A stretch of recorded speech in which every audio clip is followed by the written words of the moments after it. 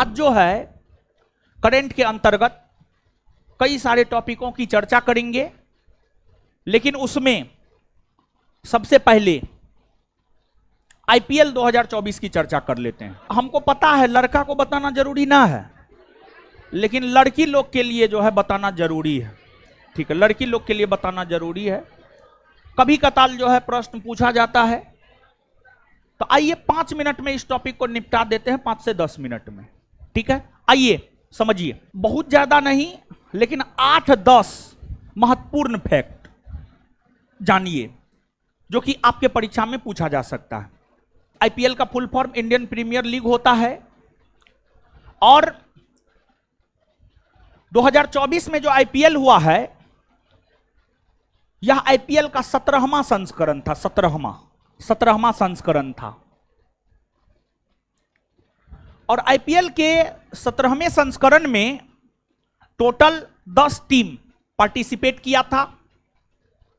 Kolkata night Riders, Sunrisers Hyderabad, Chennai super king, RCB, Mumbai Indian. ठीक है, हमको पता है कि आप सब जानते हैं। हाँ, राजस्थान रॉयल्स भी था, पंजाब किंग्स भी था, ठीक है, दिल्ली कैपिटल्स भी था। ठीक है, तो टोटल 10 टीम फाइनल मैच, जिसमें फाइनल में 2 टीम पहुंचा, सनराइजर्स हैदराबाद और कोलकाता नाइट राइडर्स, एसआरएच और केकेआर। फाइनल मैच चेन्नई के चिदम्बरम क्रिकेट स्टेडियम में खेला गया था। फाइनल मैच चेन्नई के चिदम्बरम क्रिकेट स्टेडियम में खेला गया था, और इस फाइनल मैच में केकेआर ने सनराइजर्स हैदराबाद को पराजित किया, और 2024 के आईपीएल के 17वें संस्करण का विजेता इस प्रकार से बना KKR, Kolkata night Riders. KKR बना। केकेआर 2024 में आईपीएल जीता है। इससे पहले केकेआर 2012 और 2014, 2012 और 2014, तो 2012, 2014 और 2024 3 बार केकेआर जो है जीता है आईपीएल ट्रॉफी। और फाइनल मैच में man of the match KKR के गेंदबाज मिचेल स्टार्क। फाइनल मैच में अच्छा गेंदबाजी किया था मिचेल स्टार्क, वही जो है फाइनल मैच में मैन ऑफ द मैच बना था। फाइनल मैच में मैन ऑफ द मैच बना था। और इस पूरे सीजन की अगर आप बात करेंगे, तो पूरे सीजन का most valuable player Sunil Narayan बना, जो कि केकेआर का ही था। और इस पूरे सीजन का मोस्ट इमर्जिंग प्लेयर बना नीतीश कुमार रेड्डी, जो कि एसआरएच के थे, सनराइजर्स हैदराबाद के थे। और इस टूर्नामेंट के अंतर्गत अगर देखा जाए, तो जो सबसे ज्यादा रन बनाता है बल्लेबाज, उसको ऑरेंज कैप दिया जाता है, और जो सबसे ज्यादा विकेट लेता है बॉलर, उसको पर्पल कैप दिया जाता है। तो इस पूरे टूर्नामेंट में सबसे अधिक रन विराट कोहली बनाया था, और उसको 2024 के आईपीएल में ऑरेंज कैप मिला।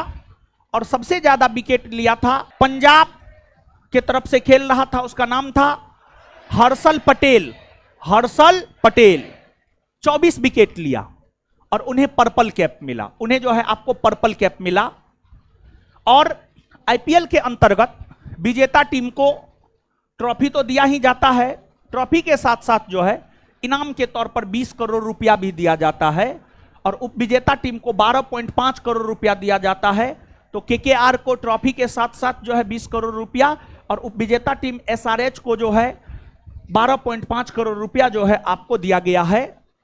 और आईपीएल का प्रायोजक 2024 में टाटा ग्रुप था, और 2024 से लेकर 2028 तक टाटा ग्रुप के द्वारा ही जो है आईपीएल का प्रायोजन जो है किया जाता रहेगा।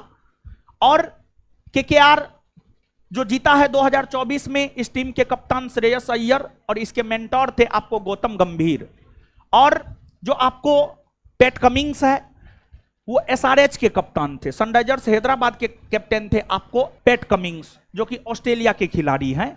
और उन्हीं के नेतृत्व में ऑस्ट्रेलिया 2023 में वर्ल्ड कप जीता था भारत को हरा करके। 2023 में 50 ओवर का वर्ल्ड कप जो है आपको भारत में ही हुआ था। ऑस्ट्रेलिया भारत को हरा करके 2023 का क्रिकेट वर्ल्ड कप जो है आपको जीता था। समझ गए। इसके बाद एक बात और यहां पर जानिए, एक पत्रिका है, उस पत्रिका का नाम है विजडेन। समझ गए।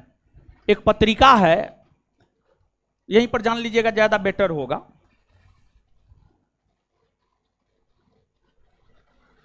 और क्रिकेट जगत से संबंधित पत्रिका है यह। और विजडन पत्रिका को क्रिकेट जगत का बाइबिल कहा जाता है। क्रिकेट जगत का बाइबिल मतलब विजडन पत्रिका क्रिकेट जगत का सबसे पवित्र, सबसे महत्वपूर्ण पत्रिका है। और इस पत्रिका ने 2024 का cricketer of the year Australia के पैट कमिंस और इंग्लैंड के बेन स्टोक्स, इंग्लैंड के बेन स्टोक्स को घोषित किया है। तो यहां पर पैट कमिंस का चर्चा हुआ था। पैट कमिंस एसआरएच के जो है कप्तान थे, ऑस्ट्रेलिया के भी कप्तान रहे हैं, उन्हीं के नेतृत्व में ऑस्ट्रेलिया जीता है 2023 का वर्ल्ड कप। तो ये भी बात जो है आप याद रख लीजिएगा। क्रिकेट का बाइबिल कहा जाने वाला विजडन पत्रिका ने 2024 के क्रिकेटर ऑफ द ईयर का अवार्ड ऑस्ट्रेलिया के पैट कमिंस और इंग्लैंड के बेन स्टोक्स को घोषित किया है। आइए बोर्ड पे शुरू यहां से कर रहे हैं। कौन है जानते हैं? ये है इब्राहिम रईसी। देखिए, सबसे पहले हम लोग इब्राहिम रईसी के विषय में जानते हैं। हाल फिलहाल में चर्चा में रहे हैं। क्यों चर्चा में रहे हैं, इनके चर्चा में रहने का कारण क्या है, इन चीजों को आप समझिएगा। देखिए, आप आइएगा तो एक देश है ईरान। ईरान यहां है, ईरान, ईरान है यह, ईरान। ईरान की राजधानी है तेहरान। ईरान की राजधानी तेहरान। ईरान से सटा हुआ ही उसके उत्तरी भाग में एक छोटा सा देश है, उसका नाम है अजरबैजान। Azerbaijan, Azerbaijan, Azerbaijan. तो ईरान के राष्ट्रपति इब्राहिम रईसी 19 मई 2024 को 19 मई 2024 को अजरबैजान गए सुबह में। ईरान के राष्ट्रपति इब्राहिम रईसी 19 मई 2024 को सुबह में अपने विदेश मंत्री हुसैन साहब के साथ अजरबैजान गए। अजरबैजान जाने के पीछे रीजन यह था कि ईरान और अजरबैजान दोनों ने मिलकर एक बांध का निर्माण किया था अजरबैजान में। उस बांध के उद्घाटन समारोह में भाग लेने के लिए ही ईरान के राष्ट्रपति इब्राहिम रईसी 19 मई 2024 को सुबह में अजरबैजान गए। और इब्राहिम रईसी ने अजरबैजान के राष्ट्रपति इल्हाम अलीयेव के साथ मिलकर उस बांध का उद्घाटन भी किया। और फिर शाम में लगभग 7 बजे के आसपास इब्राहिम रईसी अजरबैजान से ईरान की ओर वापस लौटे अपने हेलीकॉप्टर से। और अजरबैजान से वापस लौटने के क्रम में ही हवाई दुर्घटना में इब्राहिम रईसी मारे गए। और फिर पूरे विश्व ने शोक व्यक्त किया, भारत ने भी शोक व्यक्त किया। और भारत का ईरान के साथ संबंध ठीक ठाक है, और इसी वजह से भारत ने 21 मई 2024 को भारत ने 21 मई 2024 को इब्राहिम रईसी के सम्मान में एक दिन के लिए राष्ट्रीय शोक की घोषणा किया। एक दिन के लिए राष्ट्रीय शोक की घोषणा किया। और फिर ईरान में आधिकारिक तौर पर 22 मई को राष्ट्रीय शोक की घोषणा की गई थी, और 22 मई को जो उनका अंतिम संस्कार किया जा रहा था, सुपुर्दे खाक किया जा रहा था, उसमें ईरान के राष्ट्रपति इब्राहिम रईसी के सुपुर्दे खाक में भारत के तरफ से भाग लेने के लिए उपराष्ट्रपति, हमारे देश के उपराष्ट्रपति जगदीप धनखड़ ईरान गए हुए थे।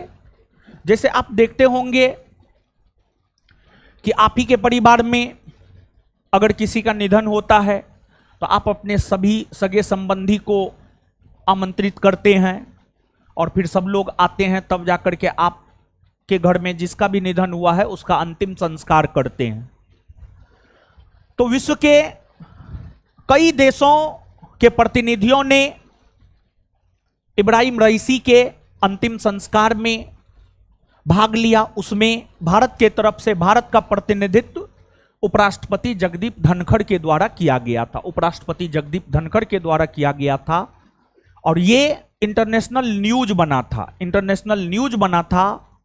और इसके पीछे कई सारे रीजन हैं। ईरान का अमेरिका के साथ संबंध वर्तमान में ठीक ठाक नहीं है। अमेरिका ईरान के ऊपर कई प्रकार के प्रतिबंध लगाए हुए हैं, और कई सारे कारण हैं जिस वजह से यह इंटरनेशनल न्यूज बना था। और पूछा जा सकता है, क्योंकि भारत भी अंतिम संस्कार में शामिल हुआ था, भारत के प्रतिनिधि भी शामिल हुए थे, तो काफी अच्छा है, अच्छा टॉपिक है, पूछे जाने योग्य टॉपिक है।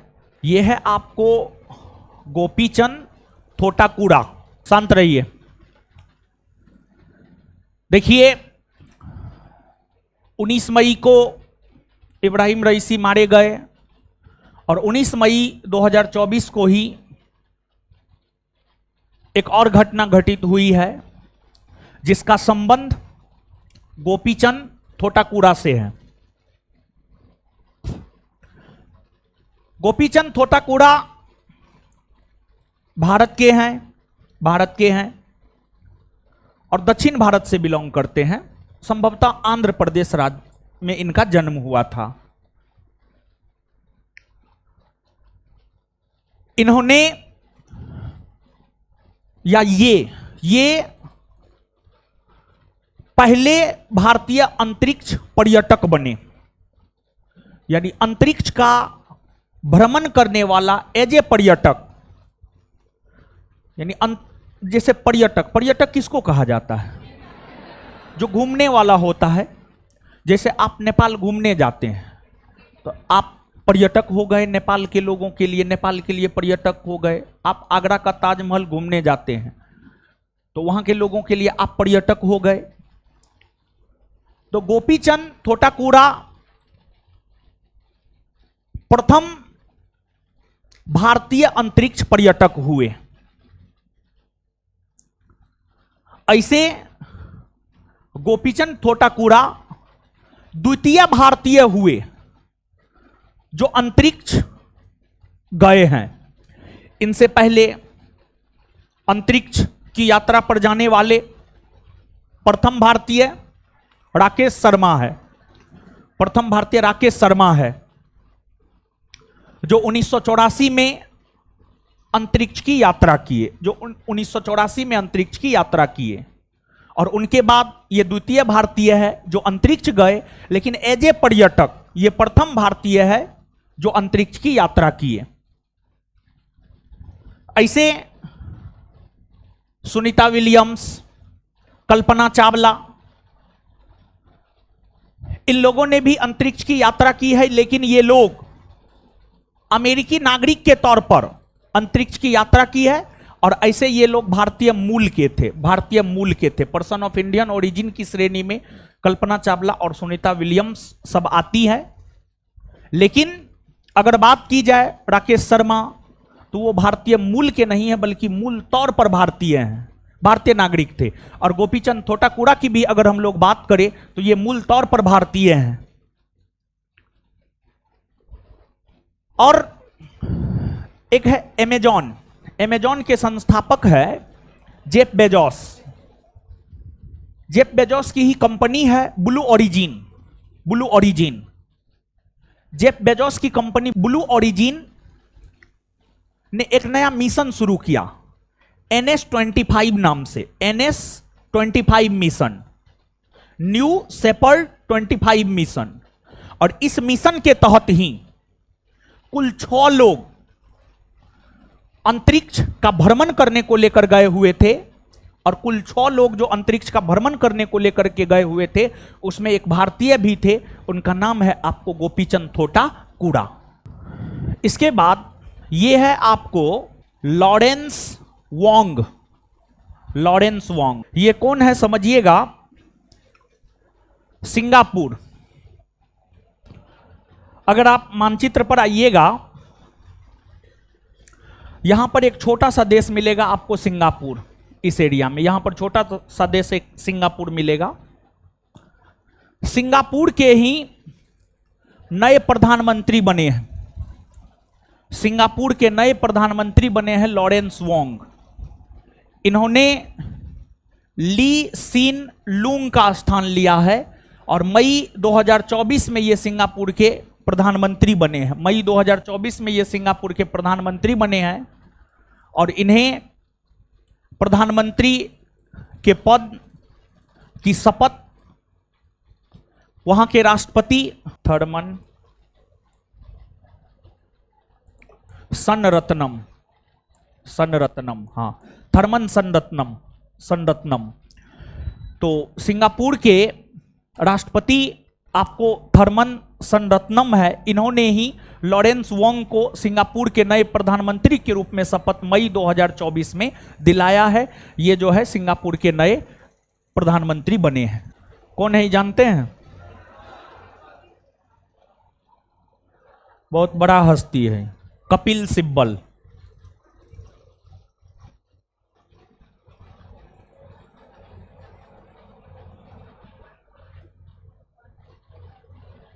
कपिल सिब्बल समझिएगा। देखिए कपिल सिब्बल वर्तमान में भारत के सुप्रीम कोर्ट के वकीलों में सबसे बड़े वकील के तौर पर कपिल सिब्बल का नाम आता है, बहुत बड़े वकील हैं। और कपिल सिब्बल चर्चा में इसलिए रहे हैं क्योंकि मई 2024 में कपिल सिब्बल सुप्रीम कोर्ट के बार एसोसिएशन के अध्यक्ष बने हैं। सुप्रीम कोर्ट के बार एसोसिएशन के अध्यक्ष कपिल सिब्बल बने हैं और चुनाव होता है। बार एसोसिएशन का अध्यक्ष बनने के लिए चुनाव होता है और चुनाव लड़े और इनका प्रतिद्वंदी था प्रदीप रॉय, वो भी सुप्रीम कोर्ट के बड़े वकीलों में से एक हैं। तो चुनाव में कपिल सिब्बल ने प्रदीप रॉय को हराकर बार एसोसिएशन के अध्यक्ष का चुनाव जीता और सुप्रीम कोर्ट के बार एसोसिएशन के नए अध्यक्ष मई 2024 में कपिल सिब्बल बने हैं। पहले ये कांग्रेस में थे, लेकिन वर्तमान में ये किसी भी राजनीतिक पार्टी में नहीं है। और इससे पहले भी ये 3 बार सुप्रीम कोर्ट के बार एसोसिएशन के अध्यक्ष रह चुके हैं। 1995 में, 1997 में, 2001 में। 3 बार पहले भी ये सुप्रीम कोर्ट के बार एसोसिएशन के अध्यक्ष रह चुके हैं और चौथी बार मई 2024 ईस्वी में ये सुप्रीम कोर्ट के बार एसोसिएशन के अध्यक्ष बने हैं। आगे अब आप आइएगा, हेडिंग मारिएगा संजय कुमार मिश्रा।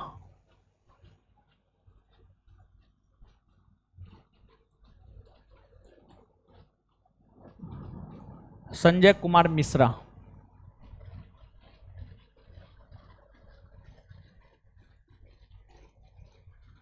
देखिए संजय कुमार मिश्रा, संजय कुमार मिश्रा झारखंड उच्च न्यायालय के रिटायर्ड जज हैं। झारखंड उच्च न्यायालय के रिटायर्ड जज संजय कुमार मिश्रा हैं। इन्हें जीएसटी अपीलीय न्यायाधिकरण, संजय कुमार मिश्रा को जीएसटी अपीलीय न्यायाधिकरण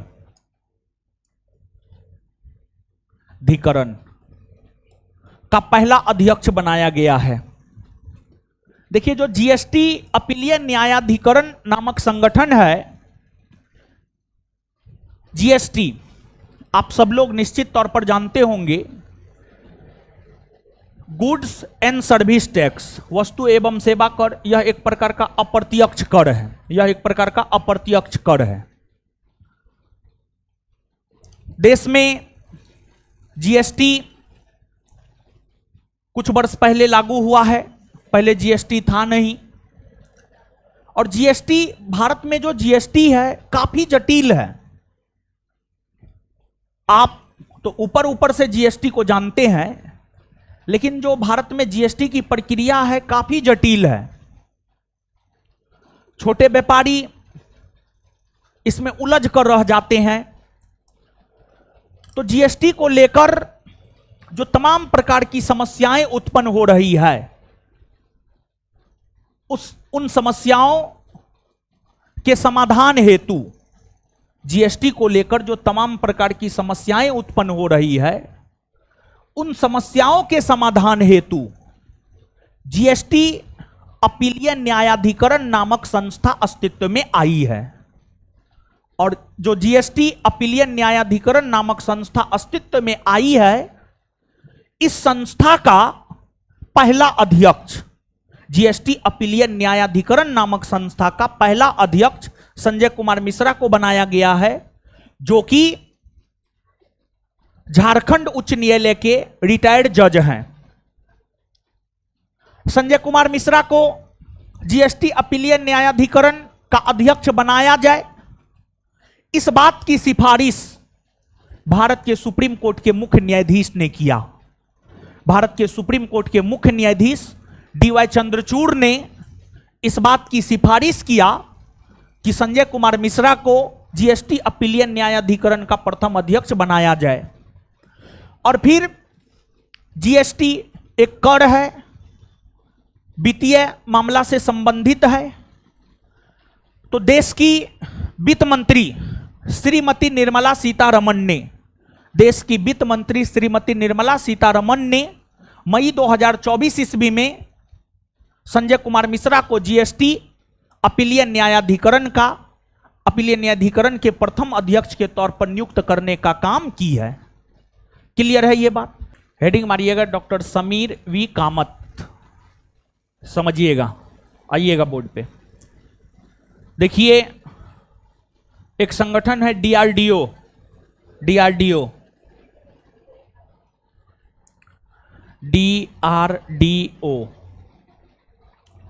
defence research and development organisation, defence research and development organisation DRDO. यह संगठन रक्षा मंत्रालय के अधीन काम करता है और देश के रक्षा उपकरण कैसे आधुनिक हो, अच्छे से अच्छे रक्षा उपकरण का कैसे सृजन किया जाए, इसको लेकर के यह संगठन काम करती है। मिनिस्ट्री ऑफ डिफेंस के अंतर्गत आने वाली यह संगठन वर्ष 1958 में स्थापित हुई है। 1958 वर्ष 1958 में यह संगठन स्थापित हुई है और इसके अध्यक्ष हैं doctor Sameer V Kamat. Doctor Sameer V Kamat का कार्यकाल 31 मई 2024 को समाप्त हो रहा था। 31 मई 2024 को डॉक्टर समीर वी कामत का कार्यकाल समाप्त हो रहा था लेकिन इनके कार्यकाल को रक्षा मंत्रालय ने 1 वर्षों के लिए बढ़ा दिया है। अब डॉक्टर समीर वी कामत ही 31 मई 2025 ईस्वी तक डीआरडीओ के अध्यक्ष बने रहेंगे। डीआरडीओ के अध्यक्ष बने रहेंगे, पहले भी यही थे, आगे भी यही रहेंगे। जिस प्रकार आप याद कीजिए 2024 में 18वीं लोकसभा चुनाव के बाद केंद्रीय मंत्रिमंडल में बहुत नए परिवर्तन नहीं किए गए, थोड़ा बहुत इधर उधर हुआ है। और केंद्रीय मंत्रिमंडल में ही नहीं बल्कि कई सारे ऐसे पद पर आसीन लोग हैं जिनका कार्यकाल समाप्त हो रहा है 2024 में, लेकिन सभी के कार्यकाल को मोदी जी ने बढ़ा दिया है। उसमें डीआरडीओ के अध्यक्ष समीर वी कामत भी है, जिनके कार्यकाल को 1 वर्ष के लिए एक्सटेंड कर दिया गया है। खैर ये अच्छी चीज नहीं है, लेकिन मोदी जी किए हैं तो सोचे समझ कर किए होंगे, समझ गए। हेडिंग मारिएगा सैन्य खर्च।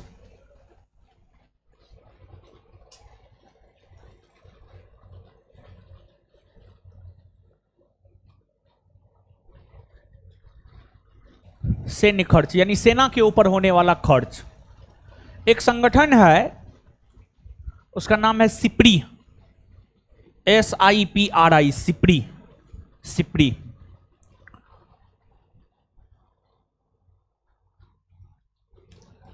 इसका फुल फॉर्म होता है Stockholm international peace and research organisation.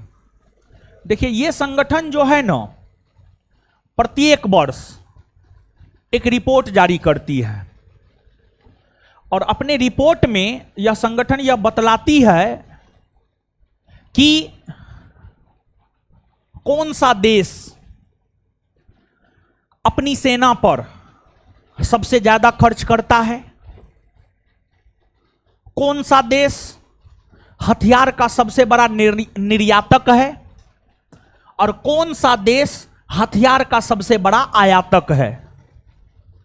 मतलब कौन देश सबसे ज्यादा हथियार बेचता है और कौन देश हथियार सबसे ज्यादा खरीदता है। तो देखिए यह जानना आपके लिए जरूरी है, भारत का 2 पड़ोसी देश जो काफी अलग प्रवृत्ति का है, एक है पाकिस्तान और दूसरा है चीन। ये दोनों जो कुराफाती देश हैं, ये दोनों कुराफाती देशों को और इनकी गतिविधियों को ध्यान में रखते हुए ही भारत पिछले कई वर्षों से काफी ज्यादा हथियार आयात कर रहा है, अमेरिका से, रसिया से तथा विश्व के अन्य देशों से। सिप्री ने जो हाल में रिपोर्ट दिया है, वह रिपोर्ट यह बतलाता है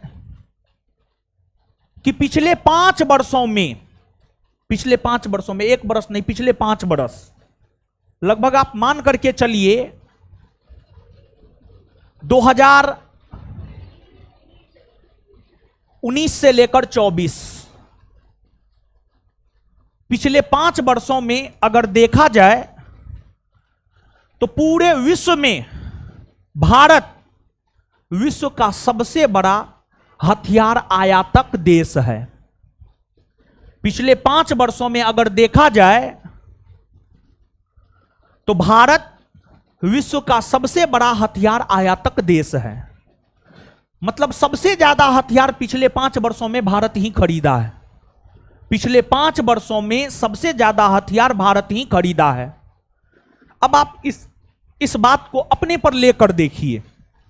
आपको अगर अपने अड़ोसी पड़ोसी से डर होगा, या आपका उसके साथ झगड़ा होगा, तभी आप इस प्रकार का चीज करते हैं।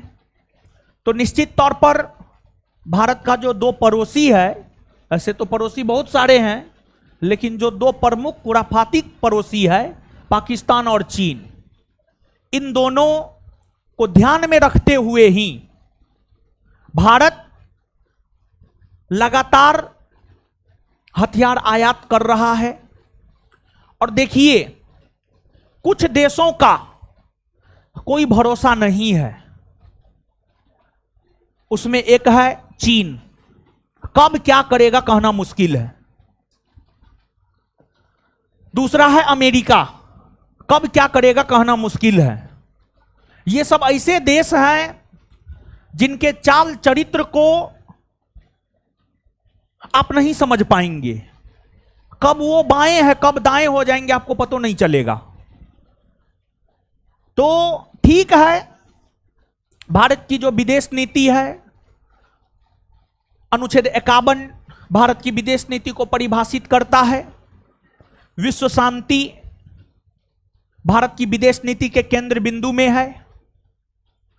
ठीक है, विश्व शांति को हम बढ़ावा देंगे, लेकिन आंतरिक तौर पर हम अपने आप को मजबूत भी बनाएंगे, ताकि कल के डेट में अगर चाइना आक्रमण कर देता है तो उसका मुंह तोड़ जवाब चाइना को मिल सके। पाकिस्तान का तो खैर कोई भारत के सामने औकात है नहीं। पाकिस्तान को तो भारत ने कई बार युद्ध में पराजित किया है, चाहे 1965 का युद्ध हो, 1971 का युद्ध हो, 1999 का युद्ध हो। लेकिन चाइना के साथ जो भारत का एक बार युद्ध हुआ है 1962 में, उसमें भारत की हार हुई है, लेकिन उस हार से भारत ने बहुत कुछ सीखा है। और मोदी जी काफी दूरदर्शी है, मोदी जी इस बात को समझते हैं। भले मोदी जी चाइना को लेकर के स्टेटमेंट बहुत कम देते हैं, चाइना को लेकर के मोदी जी का स्टेटमेंट बहुत कम रहता है,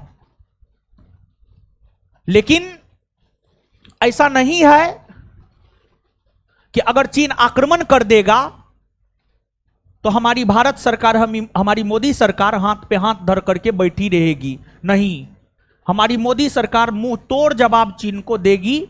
और यही वजह है, यही रीजन है, यही कारण है कि पिछले कई वर्षों से भारत लगातार अच्छे से अच्छे और अत्याधुनिक हथियार का आयात विश्व के अलग अलग देशों से जो है भारत कर रहा है। देखिए, युद्ध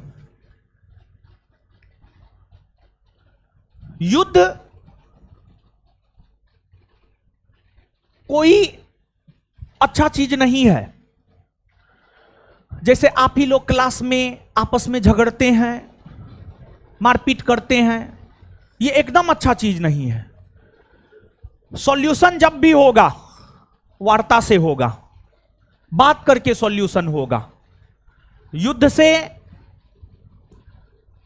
प्रभावित होता है देश, देश की आर्थिक गतिविधियां प्रभावित होती है, देश आर्थिक तौर पर कमजोर होता है, देश कई वर्ष पीछे चले जाते हैं। तो कोई भी बुद्धिजीवी, कोई भी समझदार लोग, कोई भी समझदार देश कभी भी जल्दी युद्ध नहीं करना चाहता है। यही वजह है कि भारत, चाइना जिस प्रकार का काम करता है, अगर भारत थोड़ा एग्रेसिव हो तो तुरंत भारत और चीन के बीच युद्ध प्रारंभ हो जाएगा। लेकिन भारत सरकार भी इस बात को समझ रही है कि युद्ध समस्या का समाधान नहीं है, बल्कि समस्या का समाधान वार्ता है। वार्ता के माध्यम से समस्या का समाधान किया जाए। लेकिन ऐसा भी नहीं है कि भारत तैयार नहीं है, भारत आंतरिक तौर पर पूरी तरीका से तैयार है। भारत आंतरिक तौर पर पूरी तरीका से तैयार है। और आप इस बात को जानिए, चाइना बहुत कम प्रत्यक्ष युद्ध लड़ा है, बस चाइना अपने अत्याधुनिक हथियार के बल पर उछलता है, लेकिन अगर फिजिकली चाइना के सैनिक और भारतीय सैनिक की बात करें तो भारतीय सैनिक ज्यादा सशक्त है। इसके पीछे रीजन है। रीजन क्या है? भारत की सेना आजादी से लेकर आज तक कई बार प्रत्यक्ष तौर पर युद्ध लड़ा है, लेकिन चाइना के विषय में आप नहीं जानेंगे कि चाइना की सेना प्रत्यक्ष तौर पर युद्ध लड़ा है। भारत की सेना तो आजादी के बाद 1947-48 में पाकिस्तान के सैनिकों के साथ युद्ध लड़ा, 1962 में चीन के साथ, 1965 में पाकिस्तान के साथ, 1971 में पाकिस्तान के साथ, 1999 में पाकिस्तान के साथ प्रत्यक्ष तौर पर भारतीय सेना युद्ध लड़ा है। और स्पेशली 1971 का जो भारत पाक युद्ध है, 1971 का जो भारत पाक युद्ध है, उस युद्ध में भारत ने जो पाकिस्तान को हराया, वहां से भारत की सैन्य शक्ति का अंदाजा विश्व के देशों ने लगाया और उस युद्ध के बाद से ही विश्व के अन्य देश भारत के साथ प्रत्यक्षता युद्ध लड़ने से डरता है, क्योंकि उस समय कई सारे ऐसे देश थे जो भारत के विपक्ष में था, कई सारे ऐसे देश थे जो भारत के विपक्ष में था। देखिए 1971 के भारत पाक युद्ध ने पाकिस्तान का विभाजन करके एक नए राष्ट्र को जन्म दिया, जो राष्ट्र था बांग्लादेश। भारत पाकिस्तान के साथ युद्ध लड़ करके, समझिएगा चीजों को, भारत पाकिस्तान के साथ युद्ध लड़ करके एक नया राष्ट्र उत्पन्न कर दिया, एक नया राष्ट्र बना दिया। तो भारत का कितना बोलबाला हुआ होगा, थोड़ा आप सोच करके देखिए। और वहां से अमेरिका भी भारतीय सैन्य शक्ति से खौफ खाने लगा। अमेरिका तक वहां से भारतीय सैन्य शक्ति से खौफ खाने लगा था। तो भारत अपने तरीका से आंतरिक तौर पर काफी मजबूत स्थिति में है, लेकिन भारत हमेशा यह चाहता है कि शांति बनी रहे, उसी में हमारे देश की समृद्धि, हमारे देश का विकास सब चीज है। युद्ध किसी भी चीज का सॉल्यूशन नहीं होता है। दूसरी बात, सिप्री ने जो हाल में रिपोर्ट दिया है, यह रिपोर्ट यह बतलाता है कि सेना पर खर्च करने के मामलों में भारत का स्थान पूरे विश्व में चौथा है। सेना पर खर्च करने के मामलों में भारत का स्थान पूरे विश्व में चौथा है। पहला स्थान पर अमेरिका है, दूसरा स्थान पर चीन है, तीसरा स्थान पर रूस है और चौथा स्थान पर अपना देश भारत है। चौथा स्थान पर अपना देश भारत है। तो दो बात यहां पर परीक्षा के लिहाज से महत्वपूर्ण है कि भारत पिछले 5 वर्षों से हथियार का सबसे बड़ा आयातक बना हुआ है। और दूसरा बात यह, सैन्य खर्च के मामले में पूरे विश्व में भारत का स्थान चौथा है। और तीसरा बात यह, हथियार का सबसे बड़ा निर्यातक देश अमेरिका है। सबसे बड़ा निर्यातक देश अमेरिका है। यही सब बात है, इसको आपको याद रखना है।